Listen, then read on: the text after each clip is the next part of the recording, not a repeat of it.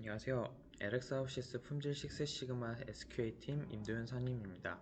앞으로 협력사 품질관리 실무 교육을 간단하게 진행할 예정입니다. 이렇게 교육을 진행하게 된 배경은 기본적으로 당팀에서 협력사 평가를 진행했을 때 항상 현장에서 듣는 이야기가 오더에 따른 제품 생산에 급급하다, 일일이 품질 검사하기 어렵다, 생산 인원이 부족하다, 우리 생산은 품질 체계가 아직 완벽하지 않다 등등 이야기를 많이 듣게 됩니다. 저희 역시 그때마다 효율적인 제품 생산과 품질 관리에 대한 교육을 그 자리에서 하기는 하는데요. 항상 시간이 너무 부족하고 현장에서 당장 받아들이기 어려운 이론적인 얘기만 하고 나오는 경우가 많습니다.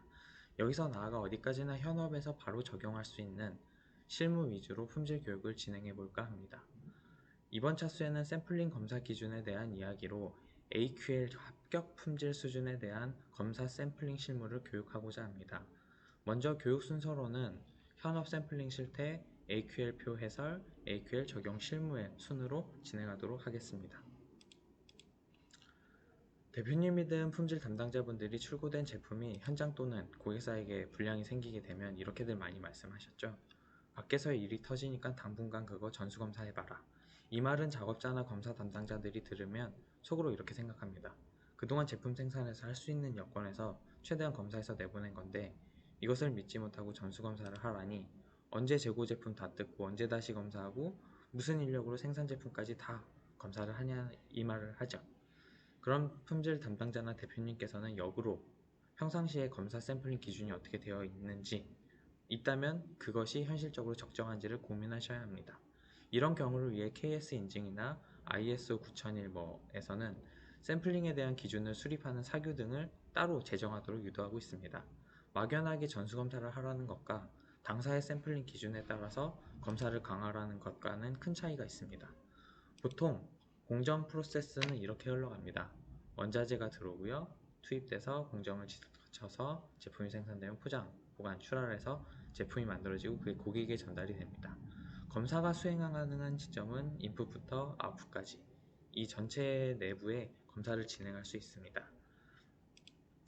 그리고 검사는 이제 보통 종류는 인수검사, 제품 원재료 왔을 때 인수검사, 그 다음에 공정 중에 하는 공정검사, 그리고 제품 포장 전에 하는 제품 검사로 이루어져 있습니다. 그래서 각 검사마다 이제 검사 항목과 방법이 중요하지만 그 외에도 얼마나 검사를 해야 하는지도 매우 중요합니다. 이것을 정하는 것이 샘플링 기준 체계입니다. 체계가 없다면 비효율적인 업무로 인해 품질 평가 코스트와 품질 실패 비용 등이 유발됩니다. 여기서 품질 코스트, 보통 Q코스트라고 많이들 들어보셨을 텐데 이것을 보통 세 가지로 나눕니다. 예방 비용과 평가 비용, 실패 비용이 있고 각 앞 글자를 떼서 PAF 이렇게 보통 많이 구성이 되어 있습니다. 예방 비용은 품질 관리비, 교육비, 예방 차원의 비용이고요. 평가 비용은 말 그대로 시험하는 비용입니다. 시험 설비라든지 시험하시는 분들의 인건비를 뜻합니다. 그리고 실패 비용은 제품의 결함에 의해서 발생되는 비용이 있는데 크게 두 가지로 나눠져 있습니다. 내부 실패, 말 그대로 사내에서 벌어졌던 부적합에 대한 실패 비용이고요. 외부 실패는 말 그대로 사외 고객에게 전달됐을 때 문제가 생겨서 이제 비용이 드는 거를 실패 비용, 외부 실패 비용이라고 합니다. 그래서 보통 검사량이 늘게 되면 평가 비용, A 코스트가 증가가 되고요. 검사량이 너무 부족해서 불량 제품이 사회에 유출되면 F 코스트가 증가하기 마련입니다.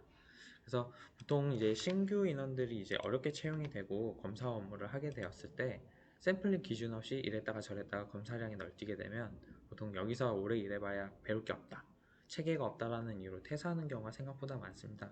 퇴사 사유가 꼭 임금 근로조건, 인간관계만 있는 게 아니고요. 그 회사의 체계와 선배들의 업무 수준을 보고 정하는 경우도 많습니다. 그래서 신규 인원들을 바쁜 와중에 힘들게 가르쳐 놓으면 퇴사하는 것을 방지하기 위해서는 어느 정도 회사 차원에서 체계를 갖추시고 누가 보더라도 납득할 만한 효율적인 방식으로 제품 생산 또는 검사를 수행하며 그 밖의 업무를 하는 것이 보여져야 됩니다. 그래서 이들이 이제 일정 기간 지난 후에 나가게 되면 그 코스트의 손실은 결국은 회사 차원 대표님이 부담하시게 되는 겁니다. 그럼 어떻게 효율적으로 검사를 해야 하는 건가? 이 예시를 이 자리에서 하나 알려드리도록 하겠습니다.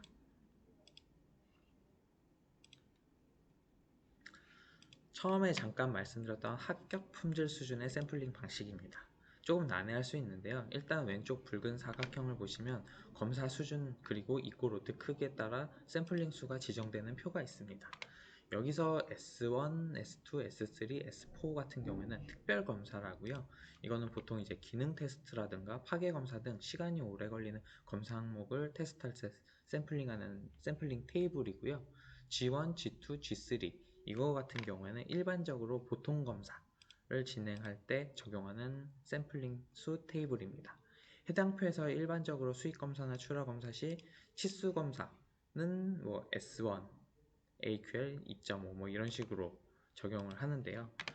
검사 샘플링 수가 일단은 뭐 이런 등급으로 지정이 되게 되면 합부 판정의 한도수를 나타내는데 그것은 여기 상단에 있는 백분율을 적용을 합니다. 이 백분율은 부적합률입니다. 말 그대로 여기 보시면 1% 같은 경우에는 부적합률이 1%까지 허용이 된다는 얘기입니다.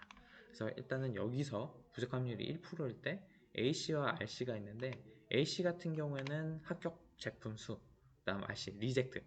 이건 accept라는 뜻이고요. 리젝트는 이제 부적합품은 뭐 한 개까지 허용이 된다. 뭐 이런 표로 이제 해석을 할 수가 있습니다. 그래서 이에 따라서 합적합과 부적합이 판정이 되면 그 결과 데이터에 따라서 이후 검사 수준도 순차적으로 완화 또는 강화될 수가 있고요. 이럴 경우에 뭐 수월한 검사, 보통 검사, 까다로운 검사, 전수 검사 등으로 전환이 될 수가 있습니다.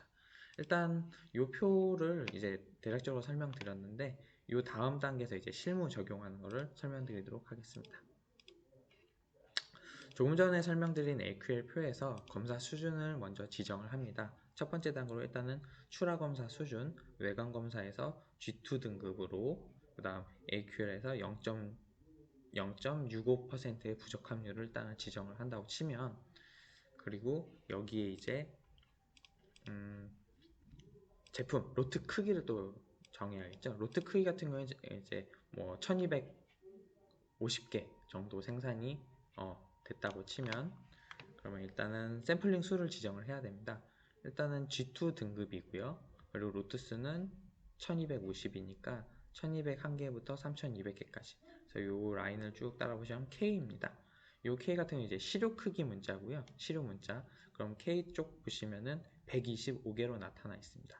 그래서 125개의 1250개 제품에서 125개의 제품을 샘플링을 하고 검사를 수행하시면 된다는 내용입니다. 그래서 검사를 수행했을 때 아까 결정했던 부적합률 0.65%가 됐죠. 0.65%에 대한 부적합률을 이 K 라인으로 쭉 따라가 보시면 합격은 2개, 부적합은 3개. 이렇게 되면은 어떻게 의미가 되냐면 이 1250개에서 125개 샘플링을 하시고 125개를 검사를 하셨을 때 부적합 수량이 3개 이상인 경우에는 그 해당 로트를 부적합으로 판정을 하는 겁니다. 그렇게 되면 이제 합부가 판정이 되시겠죠. 그래서 얼마든지 뭐 이제 제품 특성이나 이런 거에 따라서 샘플링 수는 변경될 수는 있는데요. 앞으로 운영하시는 회사 사규나 표준에 이제 샘플링에 대한 기준을 뭐 AQL이든 뭐 다른 샘플링 제품 특성에 따라 샘플링 기준을 정하시고요. 그렇게 되시면 큰 비용을 들이지 않더라도 작업자의 사기 진작과 신규 인원의 빠른 업무 적응에 도움이 될 거고요. 그게 바로 표준화이며 표준화의 최고 목적은 바로 효율성입니다. 즉 품질 코스트를 절감하고 최대한 효과를 누리는 게 가능토록 합니다. 이상으로 협력사 품질 실무 교육을 마치도록 하겠습니다. 감사합니다. edX